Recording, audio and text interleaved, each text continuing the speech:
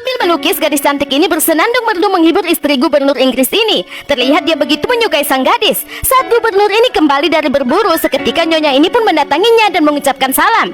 Lalu dia pun membujuk sang suami untuk membawa pulang gadis itu. Asistennya tiba-tiba melemparkan uang koin ke tanah. Lalu bapak ini bilang kalau itu hadiah atas lagu yang dinyanyikan anaknya.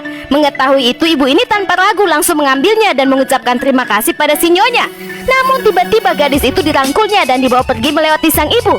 Terlihat gadis ini memohon kepada ibunya, sementara ibu ini terlihat panik. Ternyata uang yang mereka berikan itu untuk membeli putrimu, ucap pria ini membuat sang ibu kaget. Lalu dengan berderai air mata, ia pun langsung berlari memotong jalan untuk menghadang mobil gubernur yang akan lewat. Tiba-tiba mobil pun berhenti. Ibu ini mendekati mobil itu dan menangis. Ia kemudian memohon untuk mengembalikan anaknya. Namun seketika ia ditodongkan pistol oleh sersan. Tiba-tiba gubernur ini menghentikan sersannya itu. Ia memarahinya karena akan membuang-buang peluru yang harganya lebih mahal daripada ibu itu. Kemudian ia pun berbalik dan menyuruh sersan itu untuk mengosongkan jalannya. Saat ibu ini terus bersimpu di depan mobil, tiba-tiba sersan ini mengambil sebatang kayu. Lalu seketika menghantam kepala ibu itu di hadapan anak dan saudaranya, hingga ibu itu pun sekarat. Sementara sang anak dibawa pergi oleh para penjajah itu. Sementara itu di kota di istana gubernur datanglah penasihat ini.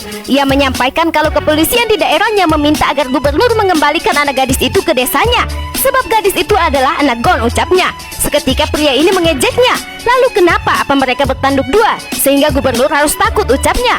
Penasihat pun menjelaskan jika penduduk desa itu hidup seperti kawanan domba, gembalanya akan melindungi kawanan itu dengan nyawanya. Jadi apa dia akan menggulingkan kerajaan Inggris perkasa kami ini? Tanya pria ini meremehkan.